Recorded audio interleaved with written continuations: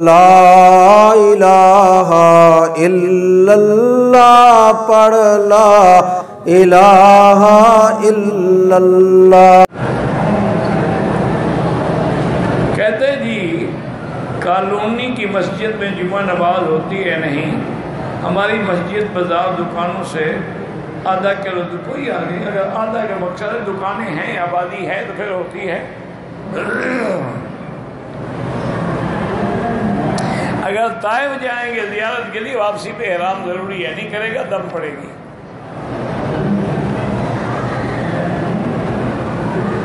وسیلہ تو ایک جگہ کا نام ہے، اور اگر سواد سے ہو تو جوڑنے کا نام ہے۔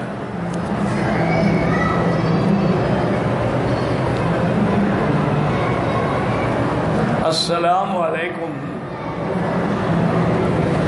ایک ہاتھ بھی لانا چاہیے، ایک ہاتھ سے بھی مسافہ ہو جاتا ہے اور دو ہاتھوں سے بھی جائز ہے۔ امام بخاری نے باقاعدہ باب باندھا ہے دو ہاتھوں سے۔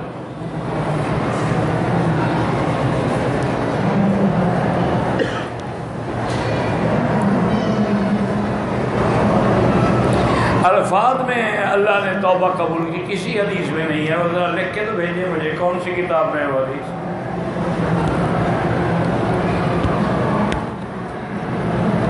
اسی لیے میں نے کہا تھا نا کہ آج کا رواج ہے لکھ دیتے ہیں حدیث شریف میں ہے، کہاں ہے وہ حدیث؟ یا لکھ دیتے ہیں بزرگوں نے فرمایا ہے، اب پتہ نہیں کون کون سے بزرگ زندہ ہیں، فوت ہو گئے، اہل سنت تھے، شیعہ تھے، بدعتی تھے، کون بزرگ؟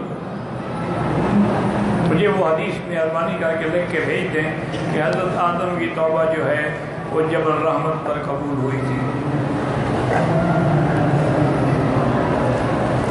ہم طائف سے سرکاری ڈپٹی کے لیے آتے ہیں، طائف ہی جانا ہے، بھئی سرکاری ڈپٹی والے کے لیے احرام ضروری نہیں ہے۔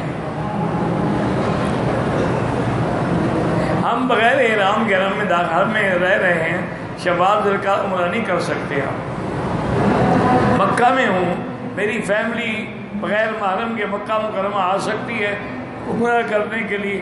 بہرحال بہتر تو یہی ہے کہ بغیر محرم کے سفر نہ کریں، جو حضور کا حکم ہے وہ یہی ہے۔ بعض علماء مجبوراً کہ بھئی حل کوئی نہیں، وہ تو یہاں بھی جائے اس کو چھٹی نہیں ملتی، اور جائے تو پھر اپنی ٹکٹ بھی بھرے، واپسی پہ بھی ٹکٹ بھرے، تو انہوں نے ایک حل لکھا ہے کہ وہاں سے اس کو اس کا محرم یعنی بھائی باپ بیٹا کوئی چڑھا دے ایئرپورٹ پہ، اور ایئرپورٹ پہ آپ اس کو وصول کر لیں، تو وہاں بھی محرم نے بٹھایا، آگے بھی محرم مل گیا، تو 3-4 گھنٹے کے سفر میں، اور جہاز کے اندر الحمدللہ کوئی ایسا خوف بھی نہیں ہوتا گناہ ہونے کا۔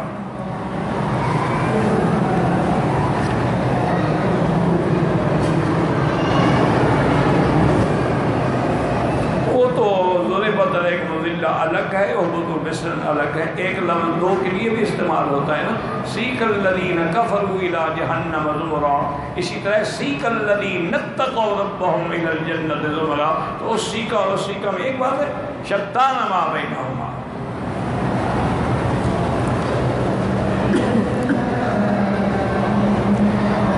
اللہ جو بھی کینسر میں بیماریوں میں مبتلا ہیں اللہ ان کو شفائے کاملہ عطا فرمائے، اللہ ہر بیمار کو شفائے کاملہ عطا فرمائے، اور اللہ کے لیے میرا بھائی کوئی مشکل نہیں ہے، آپ زیادہ سے زیادہ زمزم پلائیں، زمزم ڈالیں، اور اللہ کے قرآن کی آیت ہے لیس لہا من دون اللہ کاشفہ، وہ پڑھ کے پانی پہ دم کریں، اللہ قادر ہے انشاءاللہ شفا ہو جائے۔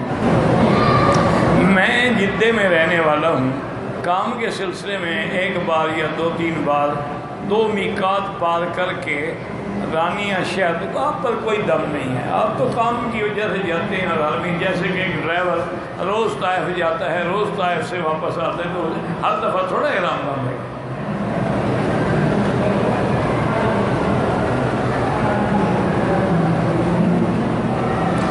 میں احرام کی حالت میں جنٹی پتہ نہیں کیا ہے، کرنٹ کو بھول کر مار دیا ہوں، کوئی حرج نہیں، کوئی دم نہیں دینا، موذی چیز کو مارنا جائز ہے۔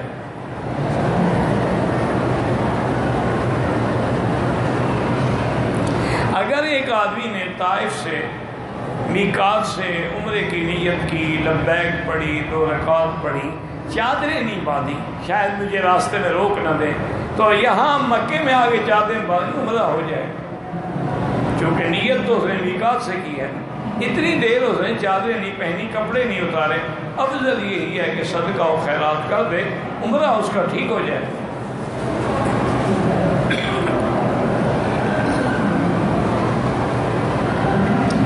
میرے ایک دوست نے اپنی بیوی کے ساتھ عمرہ کیا، بیوی نے بال نہیں کاٹے تھے، جب تک بال نہیں کاٹے گی وہ احرام میں ہے، اور جتنی غلطیاں کرے گی دم پڑتا رہے گا، پہلے اس کے بال کاٹو پھر ایک دم ادا کرو۔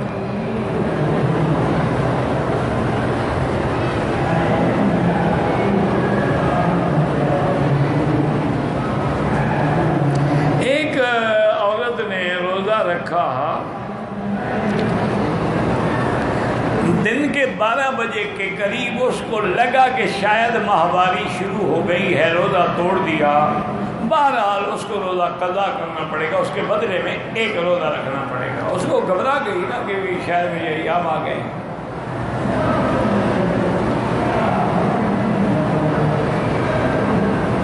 ایک آدمی نے اپنی بیوی اور اس کے آشنا کو قتل کر دیا ہے، دنیا میں تو اس کو سزا قتل ملے گی، باقی قیامت میں اللہ جانے غیرت کی وجہ سے معافی مل جائے، ورنہ ہمیں قتل کرنے کا تو حکم نہیں ہے۔ عورت نے گناہ کیا زنا کا، تم نے اس سے بھی بڑا گناہ کر ڈالا قتل کا، فائدہ کیا ہوا بھائی؟ طلاق دے دو، دفع کرو بس۔ دنیا میں تو سزا قتل کی ملے گی، باقی قیامت میں اللہ اگر اس کو غیرت کی وجہ سے معاف کر دے۔ اگر کوئی آدمی جدے سے مدینہ جاتا ہے لیکن مدینہ پاک سے جدے آئے گا تو کوئی عمرہ نہیں، لیکن اگر مدینہ پاک سے سیدھا مکے آئے گا تو احرام باندھ کے۔